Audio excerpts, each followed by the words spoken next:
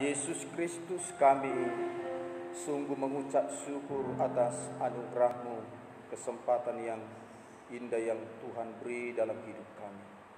Kembali kami boleh berkumpul, memuji, menyembah, memuliakan nama-Mu ya Tuhan. Sebentar kami mau mendengarkan kebenaran firman-Mu. Urapi dan pakailah hamba-Mu saat ini ya Tuhan. Olehnya semua kami dikuatkan, dihiburkan, diberkati, dipuaskan dan disegarkan. Dalam nama Yesus Kristus kami sambut firman-Mu. Haleluya. Amin. Amin. Amin. Ya. Shalom. Mari kita buka Alkitab kita dalam 2 Tawarik pasal yang ke-20. 2 Tawarik pasal 20 ayat 1 sampai dengan ayat yang ke-13. Demikian firman Tuhan. Setelah itu Bani Moab dan Bani Amon datang berperang melawan Yosafat bersama-sama sepasukan orang Meunim. Datanglah orang memberitahukan Yosafat, suatu laskar yang besar datang dari seberang laut Asin, dari Edom menyerang tuanku. Sekarang mereka di Hahajejon Tamar, yakni En-Gedi. Yosafat menjadi takut, lalu mengambil keputusan untuk mencari Tuhan. Ia menyerukan kepada seluruh Yehuda supaya berpuasa. Dan Yehuda berkumpul untuk meminta pertolongan daripada Tuhan. Mereka datang dari semua kota di Yehuda untuk mencari Tuhan. Lalu Yosafat berdiri di tengah-tengah jemaah Yehuda dan Yerusalem di rumah Tuhan, di muka pelataran yang baru, dan berkata, "Ya Tuhan Allah nenek moyang kami, bukankah Engkau Allah di dalam sorga? Bukankah Engkau memerintah atas segenap kerajaan bangsa?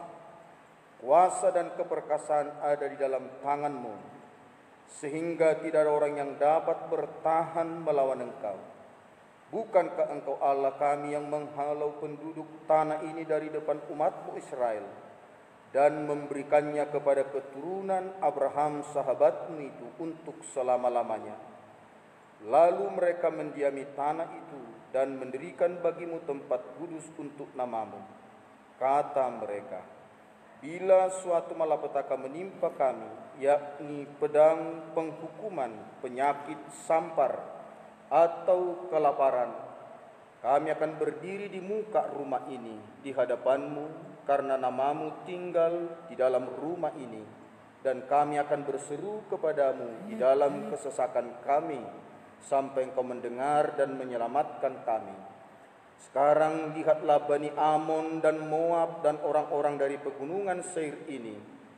Ketika orang Israel datang dari tanah Mesir, Engkau melarang mereka memasuki negerinya.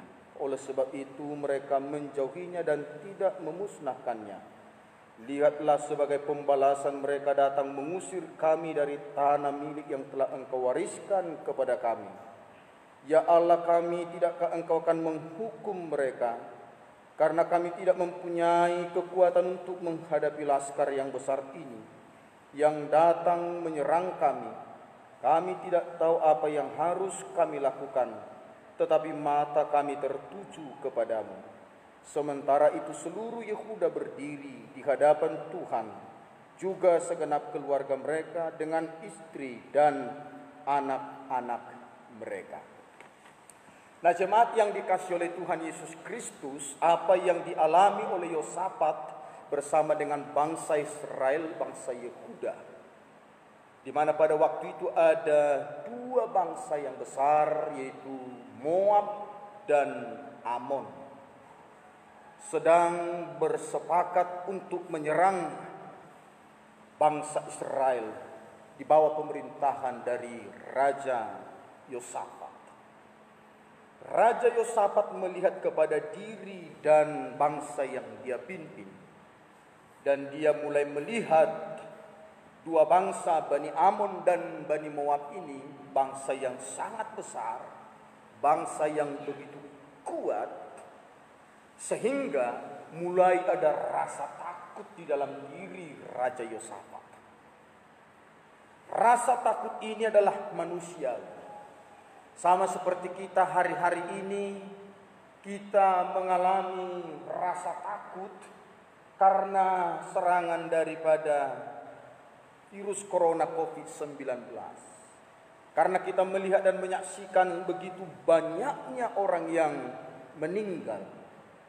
Dan bukan hanya kita fokus melihat orang-orang yang meninggal akibat dari virus corona COVID-19 ini, tetapi bagaimana dampak dari virus corona ini mengakibatkan kesukaran, kesulitan, kelaparan, kekurangan, bencana, bahkan kejahatan, keributan terjadi di mana-mana.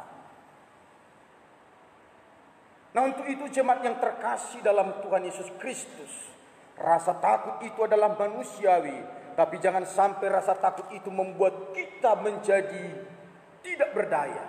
Rasa takut itu membuat kita kehilangan damai sejahtera dan sukacita. Tetapi di tengah-tengah rasa takut yang dialami oleh Raja Yosafat, rasa takutnya itu justru memotivasi dirinya untuk melakukan sebuah tindakan yang luar biasa. Dan tindakan itu menyenangkan hati Tuhan. Bagaimana menggerakkan hati Tuhan untuk bertindak.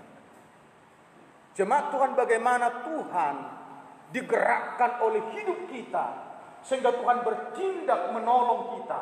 Tuhan bertindak menghadapi musuh-musuh kita. Tuhan bertindak memberkati kita di masa-masa sukar, masa-masa sulit ini. Jangan Tuhan seperti lipat tangan atau Tuhan melihat saja tanpa tidak ada sebuah tindakan.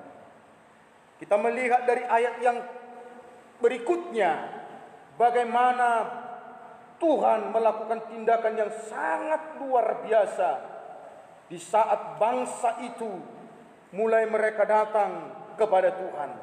Dalam ayat yang ke-24, ketika orang Yehuda, mulai ayat 23, lalu Bani Amon dan Bani Moab berdiri menentang penduduk pegunungan Seir, hendak menumpas dan memunahkan mereka.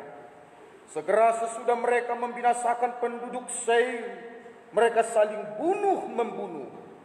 Ketika orang Yehuda tiba di tempat peninjauan di padang gurun, mereka menengok ke tempat laskar itu. Tampaklah semua telah menjadi bangkai berhantaran di tanah. Tidak ada yang terluput.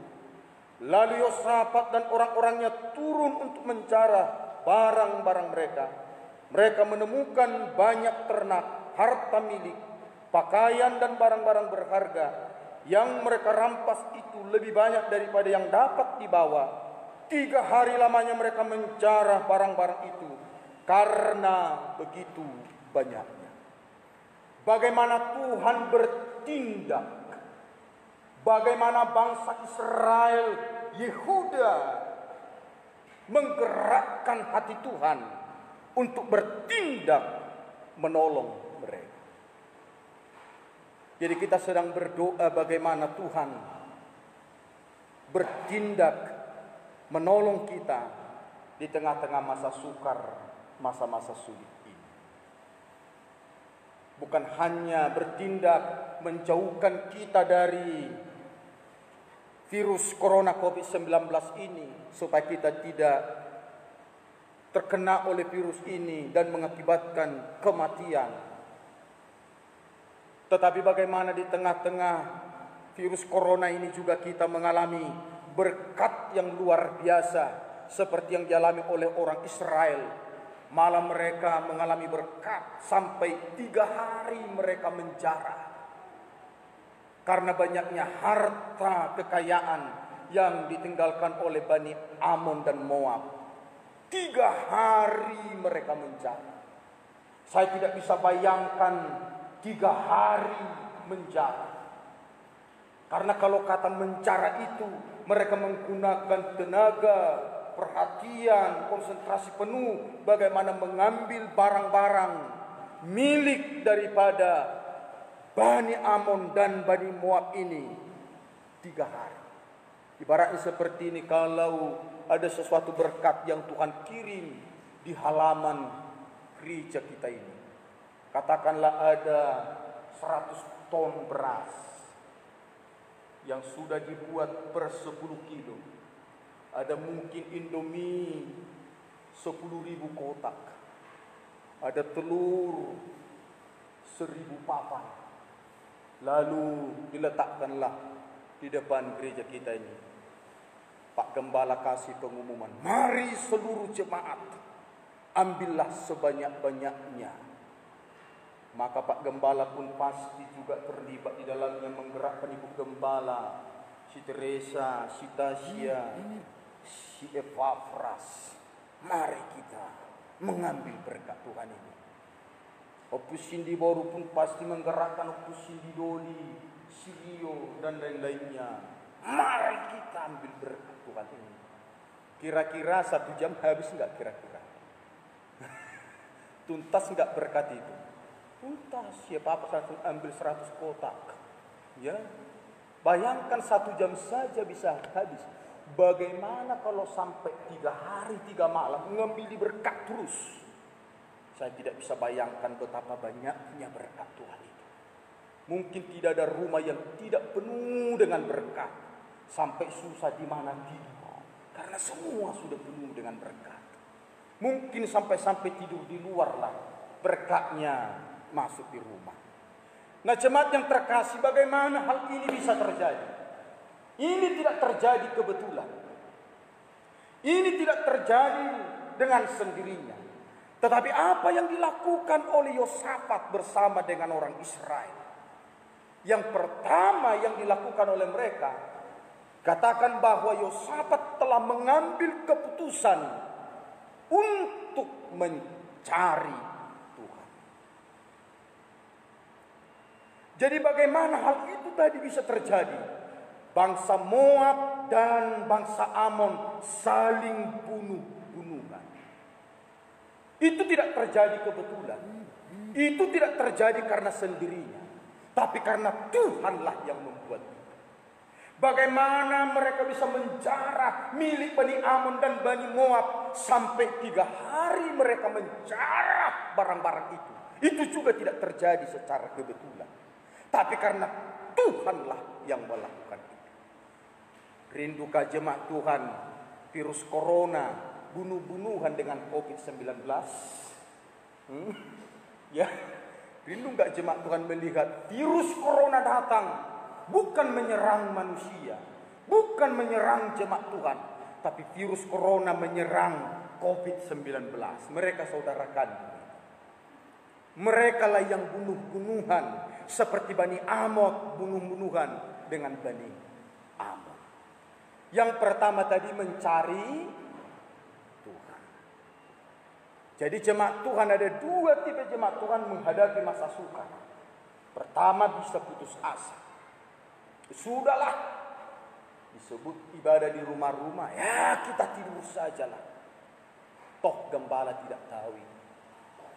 Ya sudahlah, larangan ini membuat kita menikmati istirahat lebih panjang. Ada enggak jemaat seperti itu? Ada. Walaupun terjadi seperti ini, dibuat ibadah di rumah-rumah, toh tidak datang. Sudah dijumpai ke rumahnya, dia pula keluar dari rumah.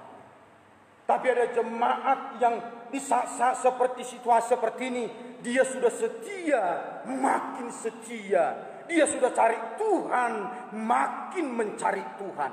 Kepada jemaat yang model seperti inilah, Tuhan akan bertindak dengan luar biasa. Amin.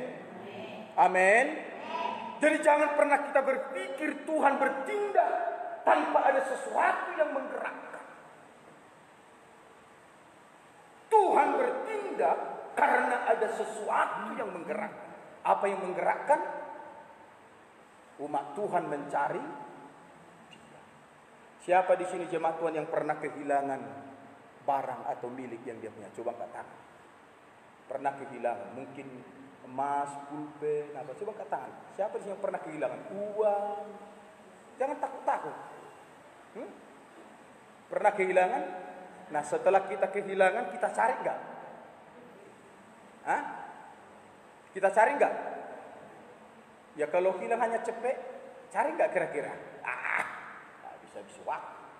Kalau hilang pulpennya hanya pulpen harga 1.000, biarin aja itu. Tapi kalau hilang emasnya 1 kilo, cari nggak? Kalungnya 100 gram, cari nggak? Hilang sepatunya harga 1 juta, cari nggak? Jadi sesuatu milik kita, kepunyaan kita yang kita cari, yang disebut namanya berharga, pasti kita cari. Kira-kira Tuhan itu berharga enggak? Sesuatu yang mahal enggak Tuhan itu dalam hidup kita? Kok enggak ada yang menjawab? Jemaat Tuhan, sesuatu yang berharga enggak Tuhan itu bagi kita? Atau Tuhan itu murahan? Cari Tuhan enggak ada artinya. Cari Tuhan enggak ada berkatnya. Jadi kalau jemaat Tuhan merasa bahwa Tuhan itu sesuatu yang lebih mahal, lebih berharga dari segala apa yang kita punya, pasti kita cari Tuhan. Jadi orang Israel mencari Tuhan, Yosafat mencari Tuhan. Yosafat raja, Yosafat itu kaya raya, dia hebat. Tapi bagi dia Tuhan itu segala-galanya. Sehingga dia mengambil keputusan supaya mereka mencari Tuhan. Dan bila mencari Tuhan, hanya ada 2 jawaban bila kita mencari sesuatu. Saya juga pernah mencari sesuatu yang hilang dari diri saya. Sesuatu barang milik saya. Pertama, yang saya cari ditemukan kembali. Yang kedua, sudah saya cari, tidak dapat. Ini hanya 2. Yang kita cari ketemu atau tidak ketemu.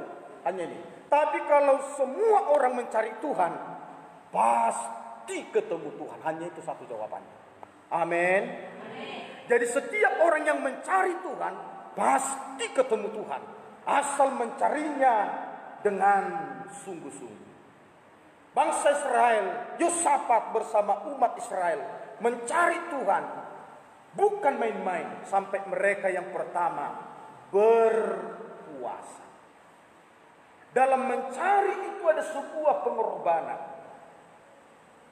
Dalam mencari itu ada sebuah tindakan. Jadi bangsa Israel, Raja Yosafat mencari Tuhan dengan bayar harga, berpuasa, tidak makan, tidak minum, demi untuk mencari Tuhan. Inilah yang dilihat oleh Tuhan.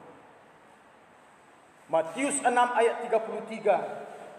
Tetapi carilah dahulu kerajaan Allah dan kebenarannya, maka semuanya akan ditambahkan kepada.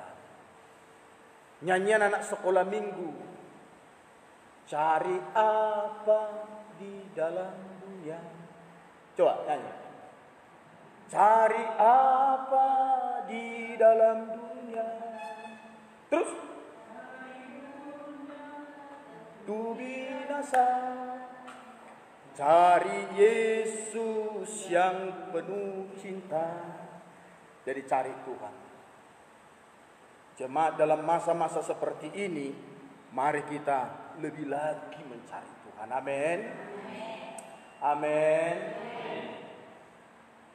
Jadi yang lain jemaat Tuhan kemana? Cari apa hari-hari? Cari kerja nggak bisa, si corona larang. Cari uang susah. Cari Tuhan saja pun susah dibuat si corona ini. Bayangkan, nggak boleh di gereja kumpul rame-rame.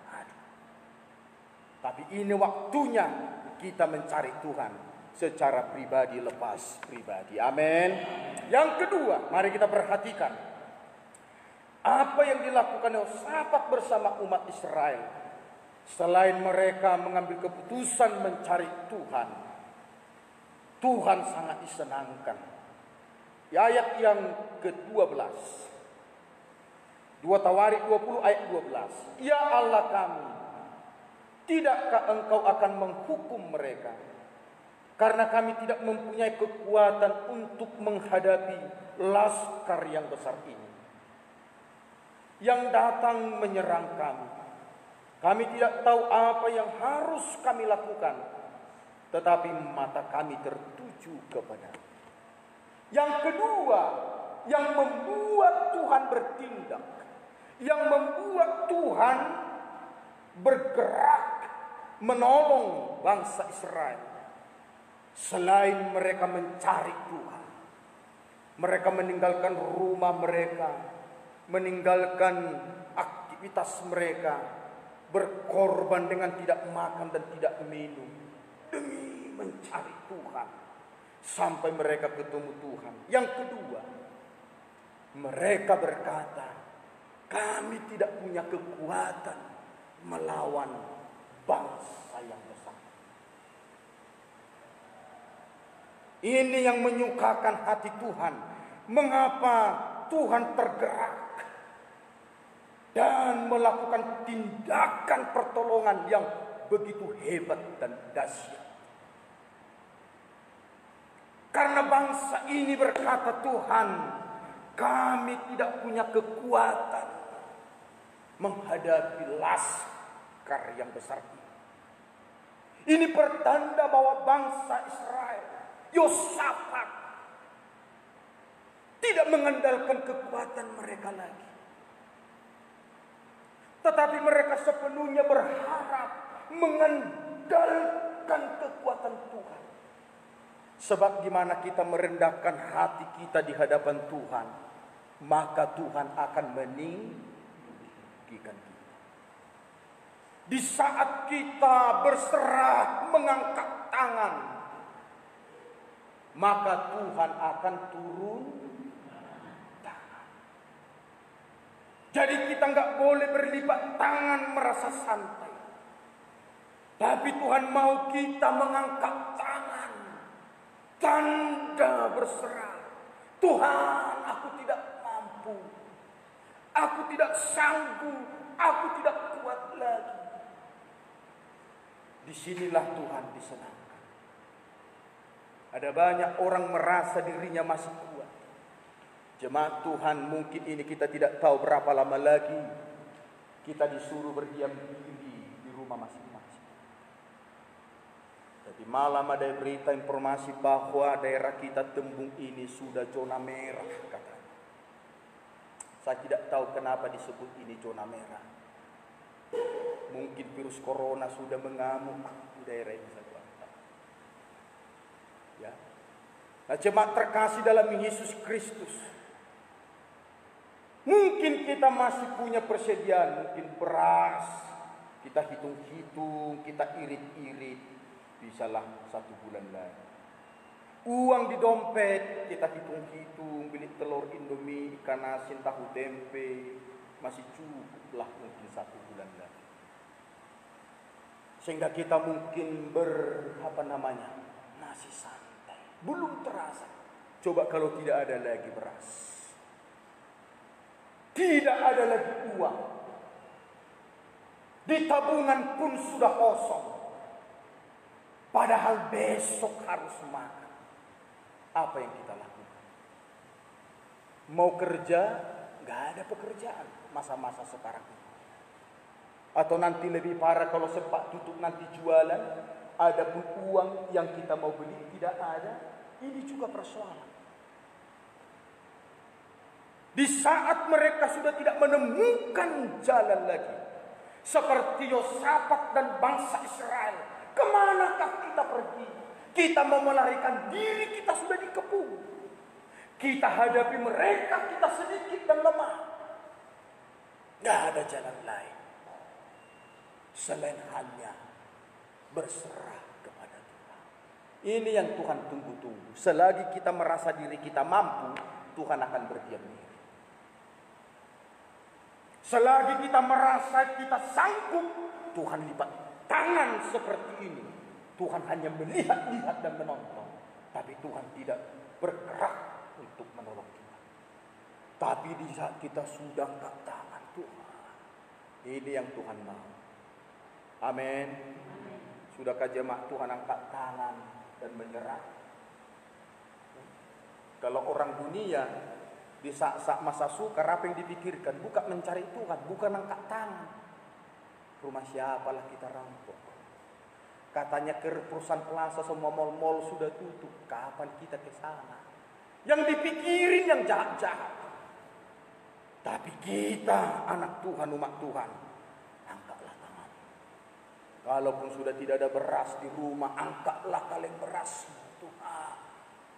Tolong. Kalau sudah tidak ada lagi manusia kirim beras, Tuhan sanggup pakai apapun.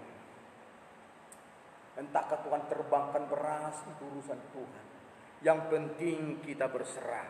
Tuhan tidak pernah kehabisan cara untuk menolong kita. Amin.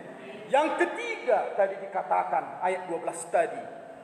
Sampai mereka berkata, kami tidak sanggup menghadapi laskar yang besar ini.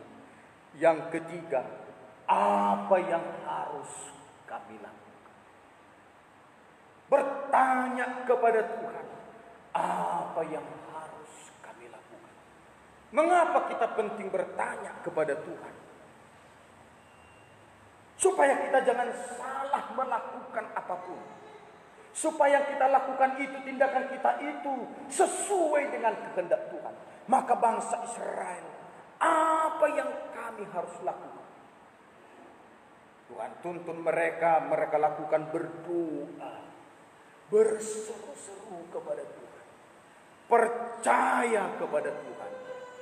Dan yang terakhir, mata kami tertuju kepada mata ini adalah pelita. Mata adalah pelita. Yesus berkata, kalau matamu gelap, gelaplah seluruh tubuh. Artinya kalau mata kita melihat hal yang jahat, terfokus kepada yang jahat, maka jahatlah. Tapi kalau mata kita ini terang, teranglah seluruh tubuh. Sekarang mata kita melihat yang mana? Melihat dunia ini keindahannya, atau mata kita tertuju kepada Tuhan? Kalau mata kita tertuju kepada Tuhan, maka kekuatan Tuhan mengalir. Ibarat seperti ini, kalau kita berjalan, mata kita tidak tertuju ke depan, apa yang terjadi? Pernahkah kita nabrak pintu atau nabrak tembok sambil berjalan dari apa ini? Rupanya sambil jalan kita sudah kena tiang. Bah! Karena mata kita nggak tertuju ke depan. Apalagi hati-hati kalau kita sedang mengendarakan sepeda motor atau bawa mobil atau apapun itu namanya. Kalau mata kita tidak tertuju ke depan, berbahaya. Kenapa terjadi sering kecelakaan di jalan? Pertama, karena supirnya ngantuk atau duduk. Berarti matanya apa? Matanya tertutup. Nah, itu. Nggak terbuka. Yang kedua, kenapa terjadi kadang kecelakaan di jalan raya?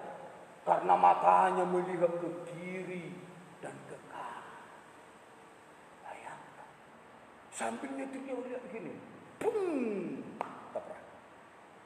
Jadi mata kita nggak boleh melihat ke kiri dan ke kanan. Artinya nggak boleh kita arahkan kepada perkara-perkara dunia ini. Kita harus lurus ke depan, memandang kepada Tuhan yang adalah sumber segala-galanya. Amin. Amin. Jadi jemaat Tuhan, langkah 4 ini yang dilakukan mereka, lalu apa yang mereka alami? Apakah bangsa Israel berperang melawan bangsa Moab dan Ammon? Apakah mereka melakukan peperangan? Tidak. Tuhan mengatakan, aku yang berperang terhadap musuh-musuh. Jadi dengan menghadapi virus corona ini, asal kita mencari Tuhan, Tuhan yang berperang. Amin. Amin. Atau sudah ada jemaat Tuhan yang kena virus corona di sini? Karena sekarang ini cepat-cepat begitu bersin baru, corona ditakuti. Nah ini ya. Tuhan yang berperang. Ya. Dan saya percaya di balik semua ini, apakah jemaat hari-hari ini sudah mengalami kekurangan? Siapa di sini jemaat masih sudah mengalami kekurangan? Yang dimakan besok sudah enggak ada lagi. Ada? Angkat tangan. Jujur. Bagi Tuhan itu penting kejujuran. Kalau kita merasa masih cukup, apa yang Allah karena mana boras, ya sudah, Tuhan tidak akan bertindak. Siapa di sini jemaat Tuhan yang masih ada persediaannya mungkin sampai minggu depan? Coba kata. Masih ada uangnya, masih ada berasnya. Coba kata. Enggak ada lagi ya. Berarti persediaan 1 tahun barangkali ya. Bukan 1 minggu Pak Gembala, 1 tahun masih ada. Oh, terima kasihlah Tuhan. Tapi tetap kita mencari Tuhan. Amin. Firman Tuhan, mari kita berdoa. Tuhan, kami mengucap syukur atas anugerah-Mu yang luar biasa hari-hari. Kami sedang diperhadapkan seperti pada zaman Yosafat menghadapi Bani Amon dan Bani Moab, yang dimana tidak ada lagi jalan keluar. Tetapi Yosafat bersama umat-Mu Israel Yehuda mengambil keputusan yang luar biasa, mencari Tuhan. Tolonglah kami umat-Mu ini Tuhan. Di tengah-tengah masa sulit dan masa sukar, ancaman virus corona COVID-19 yang begitu hebat dan menakutkan ini, kami mencari Tuhan. Mencari Tuhan. Kami tidak sanggup dan tidak kuat mengatasi persoalan ini Tuhan.